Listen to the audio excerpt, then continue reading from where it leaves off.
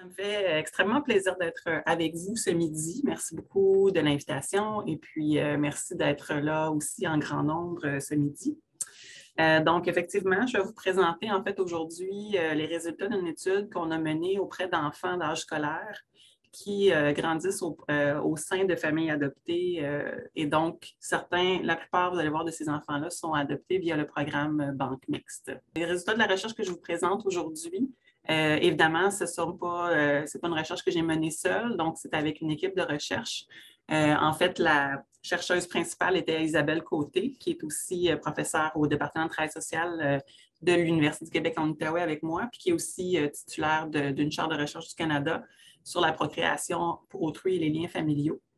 Il y avait également avec nous Kevin Lavoie, qui est actuellement professeur à l'École de travail social et de criminologie de l'Université Laval et qui dirige le Centre de recherche Jeunes Familles et Réponse sociale, donc le GFAR. Et on avait aussi une coordonnatrice de recherche, René-Pierre Trottier-Cyr, et finalement, Joanie Laporte qui a contribué aussi à la rédaction de l'article, en fait, d'où sont tirés les résultats que je vous présente aujourd'hui. À la fin de ma présentation, il y a un lien vers l'article si jamais ça vous intéresse d'en savoir davantage. Donc, pour ce midi, ce que je vous propose, c'est de vous parler d'abord brièvement quand même du contexte de l'adoption au Québec, étant donné qu'il y a peut-être des gens qui sont avec nous aujourd'hui qui ne connaissent peut-être pas le contexte québécois. Je vais aussi faire un bref survol de l'état des connaissances scientifiques pour ensuite vous présenter donc les objectifs de la recherche, tout particulièrement la méthode qu'on a utilisée. Je vais passer surtout du temps à vous présenter les résultats de l'étude et quelques éléments de discussion, puis finalement quelques limites aussi de l'étude.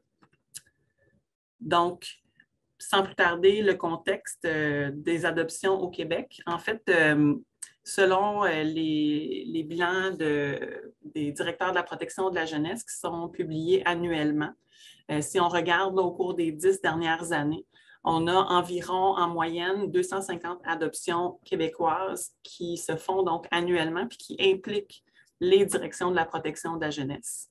Donc, il faut comprendre ici que ce sont des adoptions, en fait, principalement des adoptions dans le programme Banque Mixte, mais ça inclut aussi les adoptions régulières, les adoptions par la famille d'accueil régulière aussi, donc qui ne seraient peut-être pas nécessairement passées par le programme Banque Mixte dès le départ.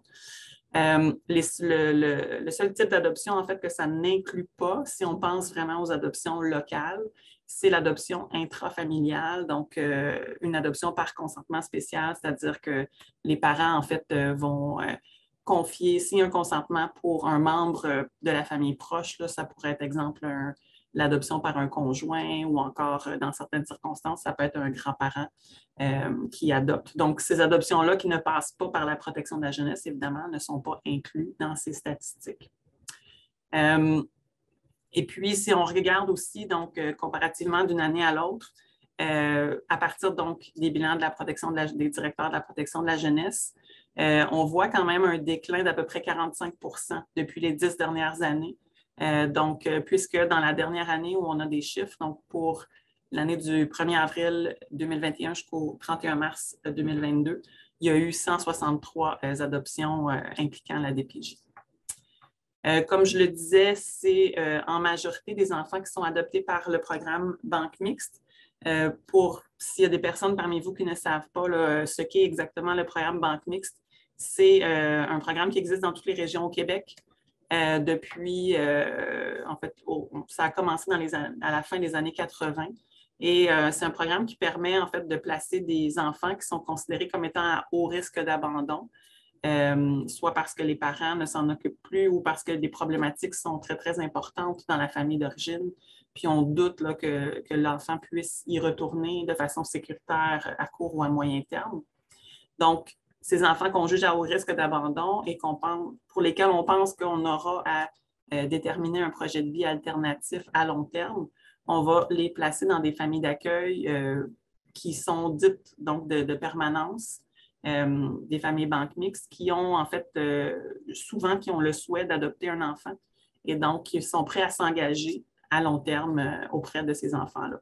Donc, ça permet à ce que les enfants soient stabilisés, même si leur projet de vie n'est pas nécessairement encore sûr à 100%, ça permet quand même de les stabiliser rapidement dans une famille et que si on doit aller vers une adoption ou une tutelle ou un placement jusqu'à majorité, bien, ces familles-là donc, vont s'engager à long terme auprès de l'enfant.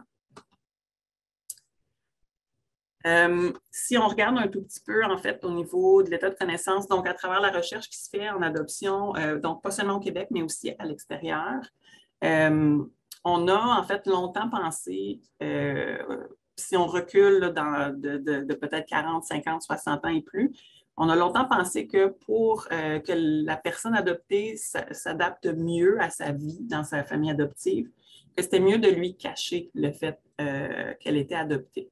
On pensait à ce moment-là qu'en ne soulevant pas le fait de l'adoption puis en n'en parlant pas, ça aiderait la personne adoptée à se sentir, en fait, à mieux s'ancrer dans sa famille, mieux s'enraciner dans sa famille adoptive. Et puis qu'on pensait que de cette façon-là, elle vivrait moins de problèmes. Or, avec les recherches qui se sont faites beaucoup sur justement l'adaptation psychosociale des personnes adoptées, mais aussi avec les mouvements de revendication des personnes adoptées, donc revendication en fait par rapport à leur droit à connaître leurs origines. On sait au contraire qu'aujourd'hui, on sait que c'est plutôt l'inverse.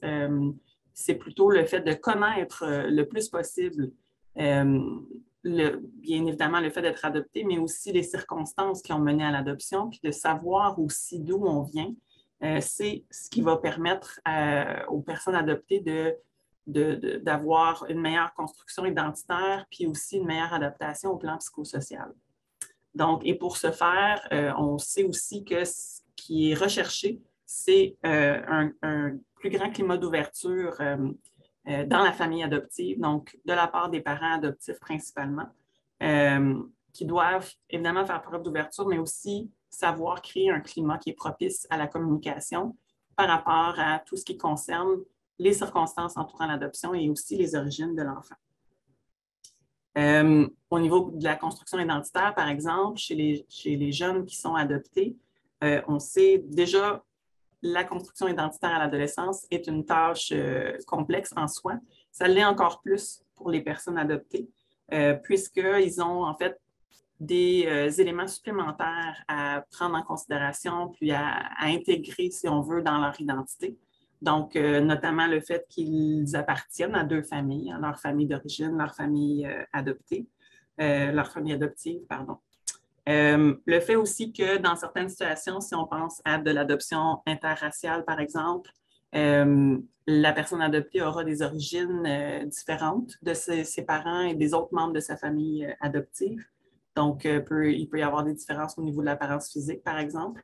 Donc, ça aussi, au plan identitaire, c'est quelque chose qui doit être travaillé. Puis, également, ce n'est pas dans toutes les circonstances non plus que les personnes adoptées ont accès à toute l'information sur leurs origines, sur qu'est-ce qui a mené à l'adoption. Donc, le fait d'avoir certaines informations manquantes par rapport à son passé, ça aussi peut affecter la construction identitaire et donc, c'est parfois des défis là, auxquels les personnes adoptées doivent faire face. Le fait d'avoir, donc, dans la famille adoptive, des conversations qui sont ouvertes et sans jugement à propos de l'adoption, on sait par les recherches qui ont été menées là-dessus que ça facilite le développement d'une identité adoptive qui est cohérente, puisque ça permet à la personne adoptée d'intégrer donc de façon cohérente tous les éléments de son histoire dans son identité. On sait aussi par la recherche que la mise en commun, en fait, le fait que les parents adoptifs donc racontent à leurs enfants adoptés l'histoire de leur adoption, l'histoire concernant leurs origines, mais aussi leur propre histoire à eux, comme parents qui ont choisi ou qui sont passés par l'adoption pour devenir des parents. Donc, la mise en commun de ces deux histoires-là facilite ou en tout cas permet à développer un plus grand sentiment d'appartenance et aussi une proximité relationnelle, en fait, entre les jeunes adoptés et leurs parents. Donc, ça aussi, on sait que c'est facilitant à ce niveau-là. Puis finalement, au niveau de l'adaptation psychosociale, les recherches montrent que dans les familles où il y a une plus grande ouverture communicationnelle, les jeunes adoptés ont aussi une meilleure estime d'eux-mêmes, vont présenter des meilleurs indicateurs aussi au niveau de l'adaptation psychologique. Et notamment aussi vont avoir moins de stress, moins de dépression, moins d'anxiété. Donc, malgré le fait qu'on sache que tous ces éléments-là, en fait, nous amènent à dire que c'est préférable, justement, d'avoir de l'ouverture, de parler de l'adoption, de parler des origines aussi. Il n'en demeure pas moins que c'est des défis quand même importants. Il y a des défis, en tout cas, pour les parents adoptifs. Malgré toute la bonne volonté qu'ils peuvent avoir, il reste que il y a certains défis, notamment le fait que certaines informations, comme je disais tantôt, peuvent être manquantes. Donc ça peut faire en sorte que les parents n'auront pas nécessairement toujours toutes les réponses aux questions que leur enfant va leur poser. Donc ça peut créer quand même de l'inconfort. Et aussi de savoir, en fait, à quel moment on doit diffuser l'information, puisque notamment quand on a des adoptions comme celle dans le cadre du programme Banque Mixte, par exemple, sachant que l'enfant a été retiré de sa famille dans des circonstances, des fois, qui peuvent avoir été difficiles parce qu'il y a eu maltraitance, parce qu'il y a eu négligence. Donc, ça peut être des parents qui ont des problèmes aussi importants de consommation, des problèmes importants de santé mentale. Alors, ce n'est pas nécessairement toujours évident pour les parents adoptifs, d'une part, de savoir est-ce que toute l'information que j'ai, je la donne à mon enfant, et aussi à quel moment, à quel âge, en fait, je peux lui transmettre l'information, ou est-ce que je devrais pas. Donc, il y a toutes sortes de choses comme ça que les parents adoptifs doivent prendre en considération et doivent gérer. Ceci étant dit, donc je vous amène, donc c'est un peu tous ces éléments-là qui nous ont amenés, nous, à nous intéresser au point de vue des enfants, en fait, finalement, concernant leur histoire. Puisque sachant que c'est important pour eux d'y avoir accès, mais qu'en même temps, il y a des défis pour les parents, on avait envie d'aller voir, donc, chez les enfants d'âge scolaire qui ont été adoptés en banque mixte et auprès de leur fratrie adoptive aussi, comment ils se représentent, en fait, leur famille, qui sont les membres faisant partie de leur famille, qui sont les gens importants autour d'eux, puis comment ils s'expliquent également l'adoption. Donc, on a opté pour une approche qui est centrée sur l'enfant, c'est-à-dire que en recherche, on considère, selon cette approche-là, que les enfants sont les experts, en fait, de leur propre vie, sont les personnes les mieux placées pour nous parler de leurs besoins, de ce qu'ils vivent, de comment ils se représentent les choses. Et aussi, on considère, selon cette approche-là, que bien que les enfants, évidemment, sont influencés par le discours de leurs parents, notamment par rapport à leur histoire, mais il n'en demeure pas moins qu'ils vont avoir leur propre représentation de leur famille, puis peuvent avoir donc des représentations qui sont différentes par rapport à leurs parents, d'où l'intérêt de les interroger directement. Puis on considère également, comme ils sont experts de leur situation, qu'ils ont aussi la capacité, si on s'adapte en fait à leur âge, pour pouvoir converser avec eux, bien, ils ont la capacité de réflexion et d'analyse pour nous donner accès à leur représentation. Comment on a procédé donc plus concrètement? En fait, les résultats que je vous présente aujourd'hui, en réalité, sont issus de 2 études. C'est-à-dire que dans un premier temps, c'est d'abord les parents qui ont été rencontrés. Donc, je les ai rencontrés dans le cadre de ma thèse de doctorat. À ce moment-là, ils étaient à l'étape d'être famille d'accueil, mais n'avaient pas encore nécessairement adopté les enfants qu'ils avaient avec eux.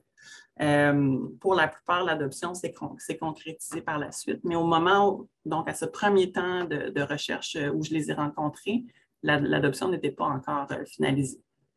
Puis, environ 5 ans plus tard, en fait, je les ai recontactés dans le cadre d'une nouvelle recherche pour leur demander s'ils nous acceptaient qu'on puisse rencontrer leurs enfants pour les amener eux-mêmes à participer aussi à la recherche.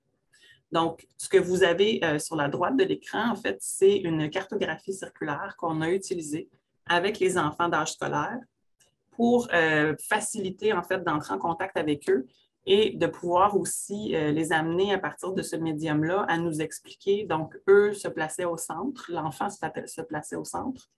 Et on peut voir qu'autour, il y a différents cercles donc du plus foncé, le plus proche du centre, jusqu'au plus pâle. Puis, il y a également des cadrans de couleurs différentes qui représentaient différentes catégories de personnes. Donc, on amenait dans un premier temps les enfants à nous dire, nous nommer qui faisait partie de leur famille, puis on les invitait aussi à nous expliquer à quel endroit ils souhaitaient les placer sur cette carte-là, en sachant que les cercles plus foncés, plus près d'eux, c'était les gens qu'ils aimaient beaucoup. Le cercle du milieu, les gens qu'ils aimaient, puis le dernier cercle, les gens qu'ils aimaient moins. Et donc, on les invitait à placer les gens en fonction de leur proximité avec eux, autant la famille, les amis, que d'autres personnes significatives aussi. Donc, ça pouvait être un professeur, un entraîneur de sport, un voisin, une gardienne, bon, peu importe, ils avaient le choix de placer les gens comme ils le voulaient.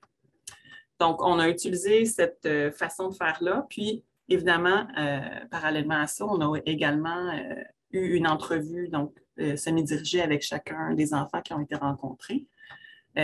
Puisque, en fait, à partir de la carte, ça nous permettait de leur poser des questions pour qu'ils nous clarifient pourquoi ils mettaient ces gens-là à tel endroit plutôt qu'à un autre. Est-ce qu'une personne pourrait donc se retrouver à un autre endroit sur leur carte? Et ils nous expliquaient donc comme ça un peu comment les différentes personnes autour d'eux se plaçaient.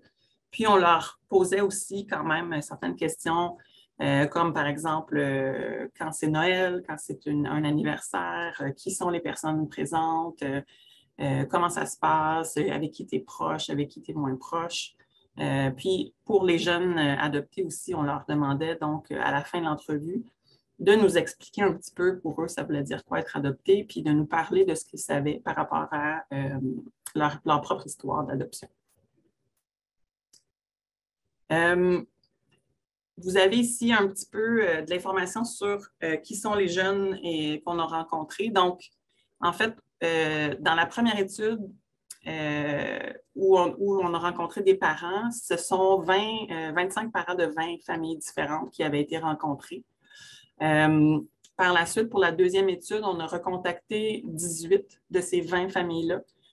2 familles ont d'emblée été exclues, soit parce que l'adoption ne s'était pas finalisée dans cette famille-là, donc l'enfant n'était plus là, ou alors, dans l'autre cas, c'est que c'était un enfant qui était rendu plus âgé, donc qui ne cadrait pas avec l'âge qui était recherché, donc des enfants d'âge scolaire. Parmi ces 18 familles-là, il y a 5 familles qui ont répondu positivement, donc qui nous ont permis de venir rencontrer leurs enfants. Alors, dans ces 5 familles, donc dans le premier temps, j'avais rencontré 7 parents dans ces 5 familles-là, donc 4 mères et 3 pères. Puis, dans le deuxième temps, ça nous a permis aussi de rencontrer 7 enfants. Donc, il y avait 2 garçons et 5 filles, tous âgés de 5 à 10 ans. Puis, parmi ces 7 enfants-là, en fait, 5 étaient des enfants adoptés. Et dans 2 familles, on avait également soit un frère ou une sœur biologique. Donc, des enfants qui sont liés biologiquement aux parents adoptifs, mais qui sont évidemment une fratrie adoptive par rapport aux enfants adoptés. Vous pouvez voir en haut à droite l'âge à laquelle les enfants qu'on a rencontrés sont arrivés dans leur famille. Donc, on voit quand même qu'il y en a 3 sur les 5 sont arrivés avant l'âge de 6 mois, alors que 2 sont arrivés, disons, un peu plus tardivement, donc entre 18 et 36 mois. Parmi les 5 enfants adoptés aussi, 3 avaient des origines ethnoculturelles différentes par rapport à leurs parents adoptifs. Et au niveau, puis toujours par rapport aux enfants, donc il y a 6 de ces enfants-là qui, au moment où on les a rencontrés, donc leurs parents étaient en couple hétéroparental, donc composé d'un homme et d'une femme. Puis un seul enfant avait 2 mamans, en fait, comme parents. Et finalement, toujours du point de vue des enfants, donc pour 5 enfants, leurs parents étaient toujours en couple au moment où on a fait l'entrevue avec les enfants. Et 2 leurs parents étaient séparés. J'en arrive donc aux résultats. Alors, qui sont divisés en différentes sections.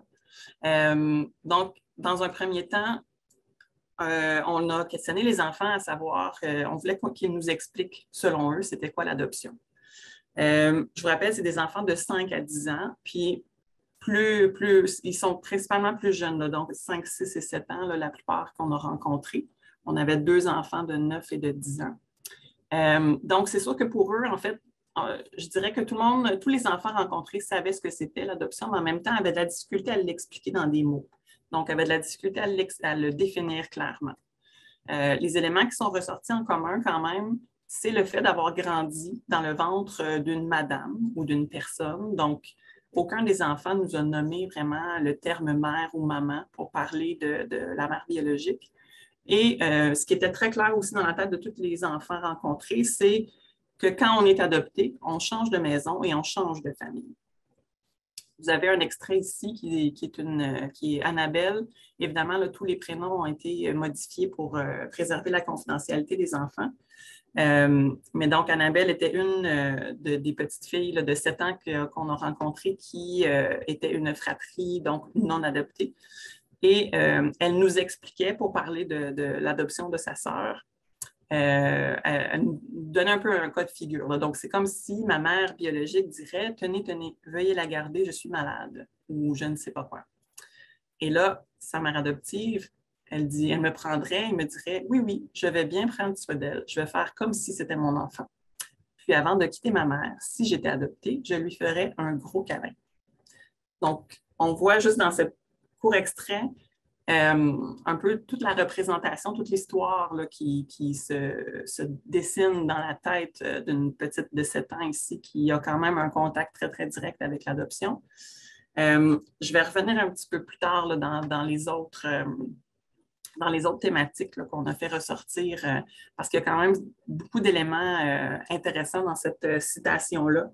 Notamment le fait de référer au fait que la mère biologique soit malade, donc pour confier son enfant en adoption, il y a cette idée de difficulté chez les parents biologiques, donc je vais y revenir tout à l'heure. Puis on voit quand même aussi cette idée de prendre soin dans une autre famille, donc qui représente bien pour les enfants qu'on a rencontrés, qui représente bien l'adoption.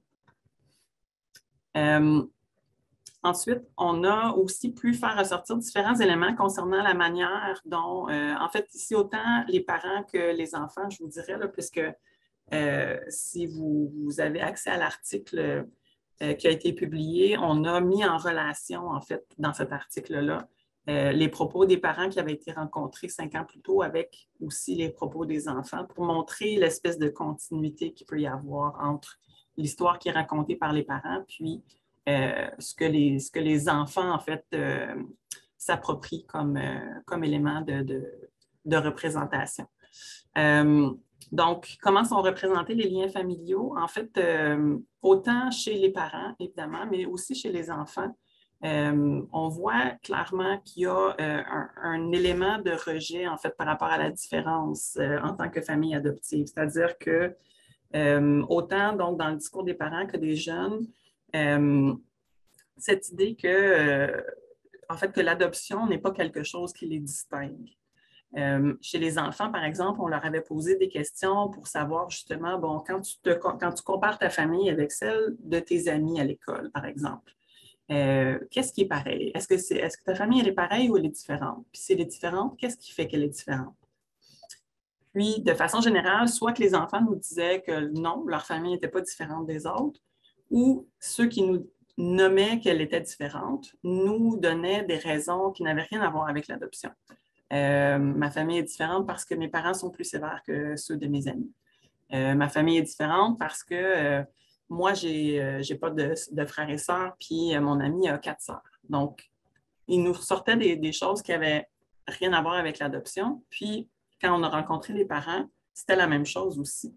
Les parents, pour la plupart du moins, nous faisaient comprendre très rapidement que pour eux, adopter un enfant ou avoir un enfant biologique, il n'y a pas de différence. Pour eux, l'amour est aussi grand, est aussi inconditionnel dans un cas que dans l'autre.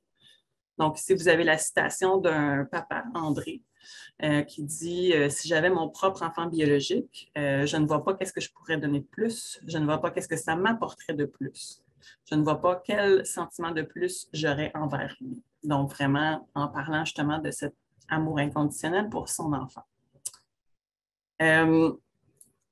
Autant chez les enfants que chez les parents aussi, on a noté quand même des éléments intéressants par rapport à la façon de se représenter, donc différentes configurations des liens familiaux.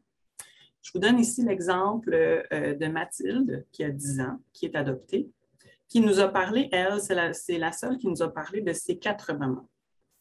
Mathilde, donc, a des origines ethnoculturelles différentes de ses parents adoptifs et provient donc d'une culture où les enfants appartiennent en fait à la communauté, n'appartiennent pas uniquement à leurs parents biologiques.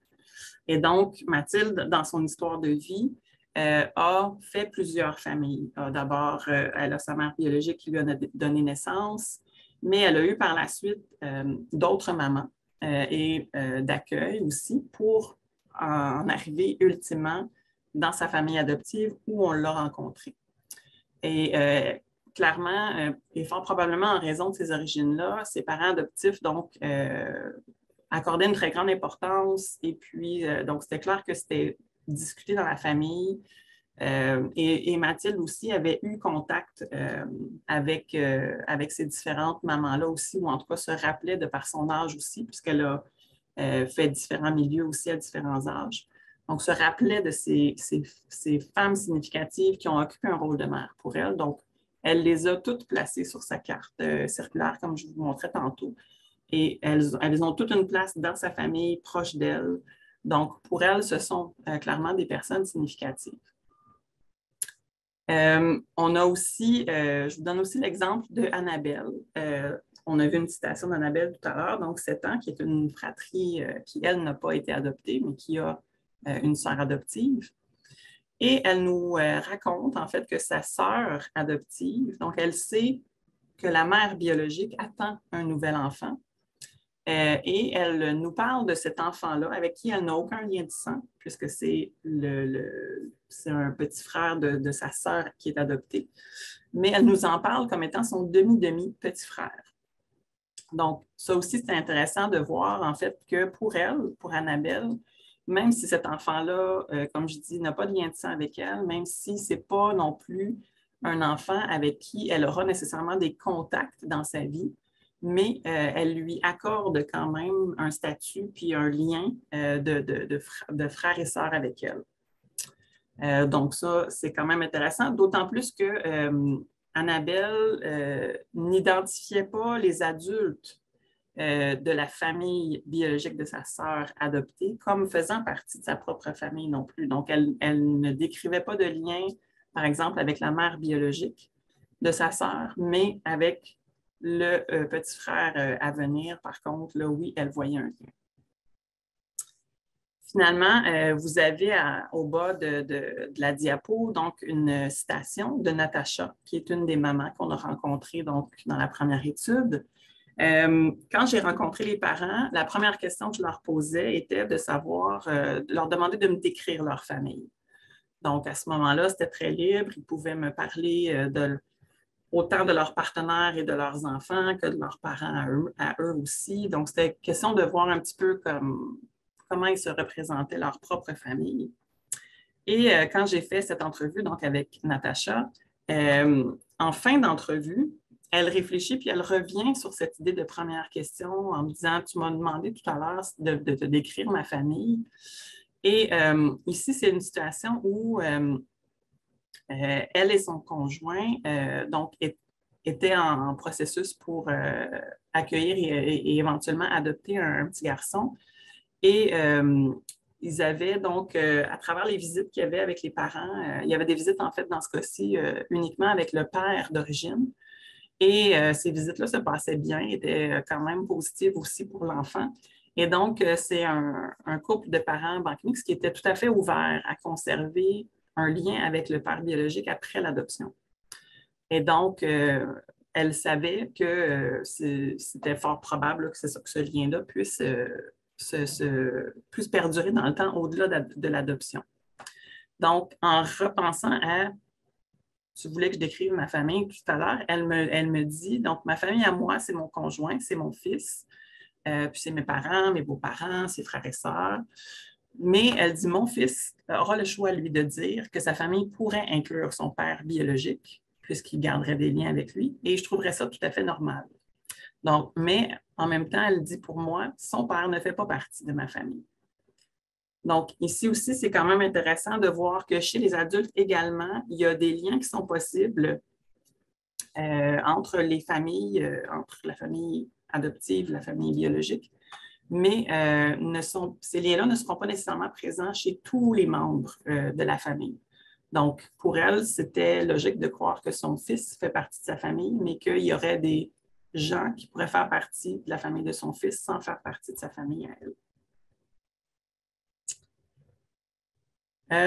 Une autre thématique qui est ressortie, en fait, on a aussi questionné un peu les enfants par rapport au rôle parental, donc le rôle que leurs parents adoptifs jouent dans leur vie, puis s'ils nous parlaient de leurs parents d'origine aussi, quel rôle les parents d'origine pouvaient jouer dans leur vie.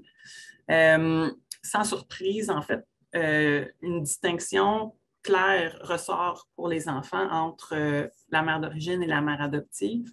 Si vous vous souvenez, tout à l'heure, je vous disais souvent, il nous nommait la mère adoptive comme étant la personne ou la madame qu'ils étaient dans son ventre. Donc, déjà là, il y a une certaine distance qui était mise, mais aussi ce qui ressort clairement pour les enfants, puis comme je vous dis, on n'en était pas surpris puisque dans d'autres études, c'est la même chose aussi. Mais c'est vraiment toute l'importance, en fait, de la parenté au quotidien. Donc, pour les enfants, particulièrement des enfants de cet âge-là, leurs parents, ce sont les gens qui prennent soin d'eux au quotidien. On a, par exemple, la petite Michaëlle qui avait 6 ans quand on l'a rencontrée, qui est adoptée et qui nous dit c'est différent. Donc, les deux mamans, c'est différent puisque ma mère, c'est qu'elle s'occupe de moi plus. Ma mère biologique, elle ne s'occupe pas de moi. Elle ne fait pas mes lunchs, elle ne fait rien. Donc, on est vraiment dans la proximité d'activités quotidiennes dans l'esprit de ces enfants-là. Pour parler de qui est un parent et surtout comment le parent, bref, se définit donc davantage par son rôle que par l'existence d'un lien de sang. Finalement, il me semble, du moins que c'est la dernière ou l'avant-dernière thématique. Non, c'est l'avant-dernière, pardon.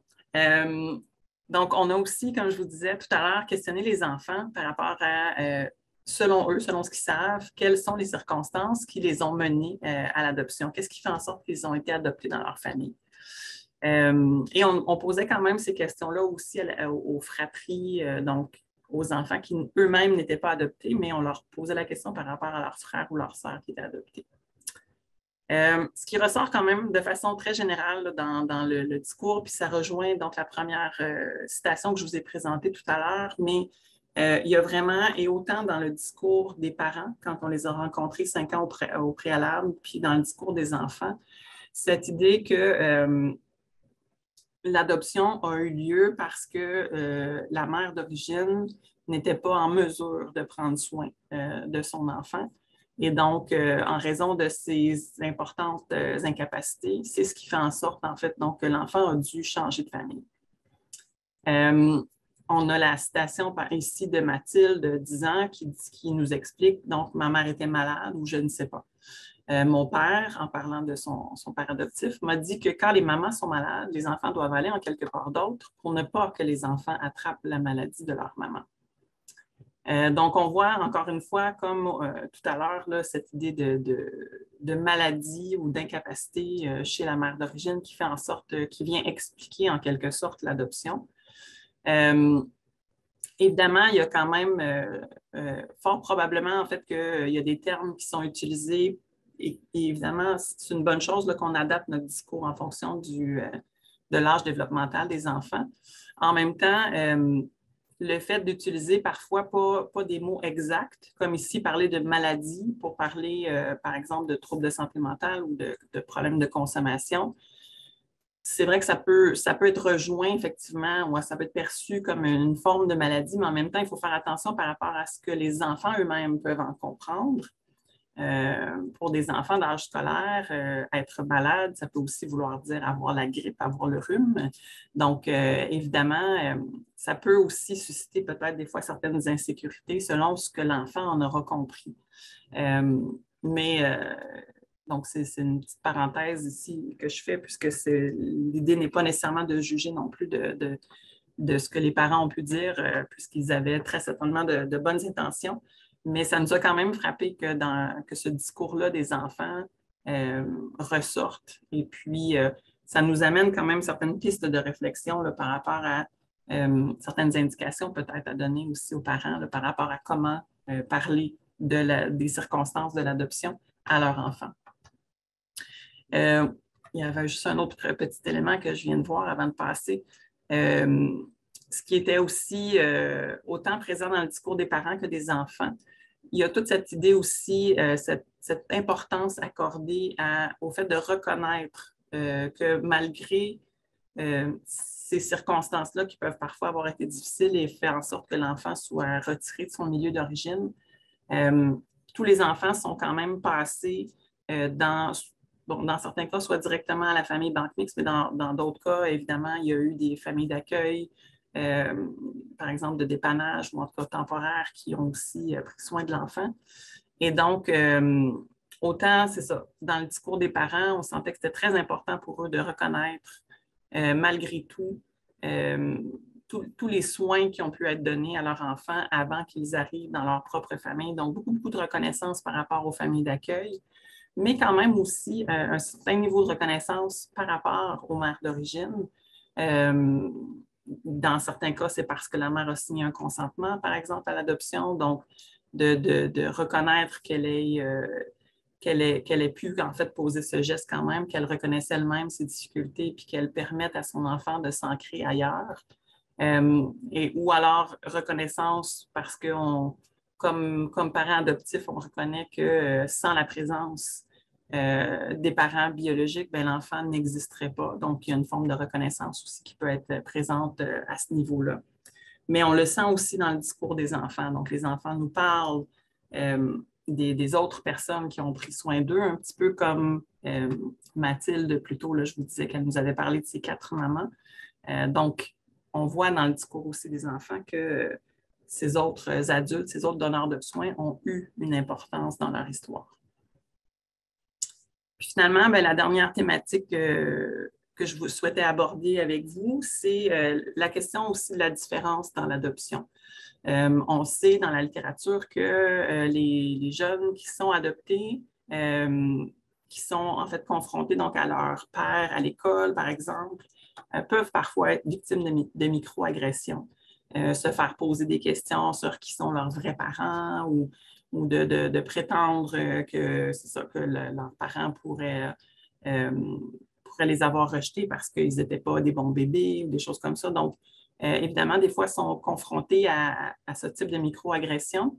Dans l'étude qu'on a menée, évidemment, ce n'était pas un très gros échantillon, mais ce n'est pas tant les jeunes adoptés qui nous ont parlé de ce type de véhicule-là, mais plutôt la fratrie. Donc, les fratries qui n'étaient pas adoptées eux-mêmes, mais qui étaient témoins et qui étaient touchés par les commentaires que leurs amis pouvaient émettre à propos du fait qu'ils avaient un frère ou une sœur adoptée. Donc, Annabelle qui nous parle d'une petite fille dans sa classe qui dit toujours que les yeux de sa sœur sont bizarres. Ils disent toujours que c'est comme une chinoise à cause de ses yeux. Et là, elle dit, ben, mais non. Puis elle dit, ils comprennent, mais après, ils oublient, puis ils recommencent. Donc, c'est pas facile. Puis elle dit, je leur ai dit au moins 100 fois à certaines personnes. Puis elle nous dit, ben, ça me fait un peu de peine, ça me rend triste parce que c'est comme s'ils riaient d'elle. Donc, ils se portent à la défense souvent de leur frère ou de leur sœur adoptée. Même chose pour Julie, 5 ans, qui s'est fait dire par une petite amie que son frère avait été dans un orphelinat, puis qu'elle répond que c'est pas vrai. Et quand on lui demande ce qu'elle a répondu, ben, c'est ça, elle dit que c'est pas vrai, puis elle a commencé à pleurer. Donc, ça la rendait triste, tout ça. J'en arrive donc aux éléments de discussion. Donc, en fait, tout simplement pour vous faire part qu'il y a différents constats qu'on a pu tirer de cette étude-là. On a pu voir, comme c'est le cas aussi dans d'autres littératures, donc pour les enfants, l'adoption est compris comme une espèce de chemin qui les amène à faire des transitions de façon successive dans différentes familles. On a quand même aussi observé, puis vous l'avez peut-être vu aussi dans ce que je vous ai présenté, mais que de façon générale, le père d'origine est assez absent du discours des enfants principalement. Est-ce que c'est parce que dans certains cas, évidemment, il peut y avoir certains enfants qui n'ont pas de père reconnu aussi, mais même dans des cas où on sait que le père était reconnu puis pouvait avoir quand même joué un rôle, les enfants nous en ont à peu près pas parlé. Troisième constat, le fait que les enfants est fort probablement aussi influencé par le discours de leurs parents, donc vont utiliser à cet âge-là du moins des termes quand même assez neutres ou étrangers, qui ont comme un peu pour effet de mettre à distance la mère d'origine. Donc, quand ils nous parlent de la madame qu'ils étaient dans son ventre. Mais par contre, il y avait 2 enfants donc, qui avaient pu avoir des contacts avec leurs parents d'origine après l'adoption. Et dans ces cas-là, les enfants utilisaient plutôt des termes comme mon père, ma mère ou maman. Et donc, ce qui nous fait dire aussi que, dans le fond, l'importance aussi pour les enfants que cette personne-là soit vivante à leur esprit, ou en tout cas qu'ils aient eu des contacts, ça fait en sorte que ça peut créer un lien pour eux dans leur tête aussi, versus des enfants qui n'ont aucun souvenir ou n'ont jamais été en contact avec leurs parents d'origine. Donc, s'appuie uniquement sur le discours de leurs parents adoptifs pour se créer une image de leurs parents d'origine. On a pu voir aussi, donc, comme je disais, autant dans le discours des parents que des enfants, le fait qu'on construise, en fait, qu'on justifie l'adoption sur la base des incapacités chroniques de la mère. Donc, ça, c'est fort probablement aussi une façon de raconter l'histoire qui permet aussi à l'enfant d'intégrer que ce n'est pas de sa faute à lui, que ce n'est pas parce que, justement, il était un mauvais bébé ou qu'il avait des mauvais comportements, mais vraiment parce qu'il y a des problématiques qui sont présentes dans la vie de ses parents d'origine qui font en sorte qu'il n'a pas pu rester. On voit aussi que, bon, même si effectivement les enfants nous ont sorti des éléments intéressants, un peu comme je l'ai mentionné dans la présentation, par exemple, par rapport au demi-petit frère, où il y a quand même donc des choses intéressantes qui sont ressorties du discours. Il reste que pour les enfants, on voit quand même une grande influence, puis c'est normal à cet âge-là aussi, du discours parental donc, et du discours social aussi par rapport à l'adoption. Donc, ça, c'est commun aussi avec d'autres études. Et finalement, comme je viens de mentionner, donc l'idée de cette plus grande fluidité de lien fraternel, c'est-à-dire que pour les enfants, c'est plus facile de se recréer des liens entre enfants, donc de se créer des liens de fratrie qui n'existent pas, qui ne sont pas basés sur des liens de sang. Mais ne vont pas nécessairement faire la même chose de se créer des liens avec les autres adultes dans les autres systèmes familiaux. Je termine donc rapidement avec 3 limites par rapport à cette étude. La petite taille de l'échantillon, évidemment. Donc, c'est seulement 5 familles qu'on a rencontrées. Même si, en qualitatif, on ne vise pas à généraliser nos résultats et à ce que ce soit représentatif, il reste qu'il y a fort probablement des réalités différentes de familles qu'on n'a pas pu capter en rencontrant seulement ces 5 familles-là. On a quand même eu certaines difficultés de recrutement. Comme je vous disais, sur 18 familles, il y en a seulement 5 qui nous ont répondu puis qui ont participé à la 2e étude. On a différentes hypothèses là-dessus, à l'effet que peut-être que les familles, en fait, les parents pouvaient peut-être avoir certaines craintes par rapport au fait qu'on rencontre leurs enfants encore en jeune âge, qu'on leur pose des questions sur l'adoption, sur leurs origines. Évidemment, on peut comprendre que dans certains cas, on peut avoir des craintes que ça suscite peut-être de la détresse ou que ça réveille des choses, des sentiments désagréables chez ces enfants-là. Fort heureusement, ce n'est pas arrivé avec ceux qu'on a rencontrés. Mais c'est ça, on comprend que ça peut faire en sorte que certains parents n'ont pas voulu que leurs enfants participent à l'étude. Puis finalement, le jeune âge des enfants fait en sorte aussi que quand même, même si certains nous ont fait part de choses très intéressantes, il reste que dans beaucoup de cas, ça a été des entrevues quand même relativement courtes avec peu de contenu. Donc, ça aussi, en rencontrant des enfants plus âgés, on aurait très certainement eu accès donc à des discours un petit peu plus élaborés et complexes par rapport à leur représentation. Mais en même temps, on voulait vraiment rencontrer de jeunes enfants, puisque ça se fait très peu souvent, puis on trouvait important d'avoir accès à leur discours à eux. Donc, ça met un terme à cette présentation. Comme je vous ai dit, il y a un article qui a été publié.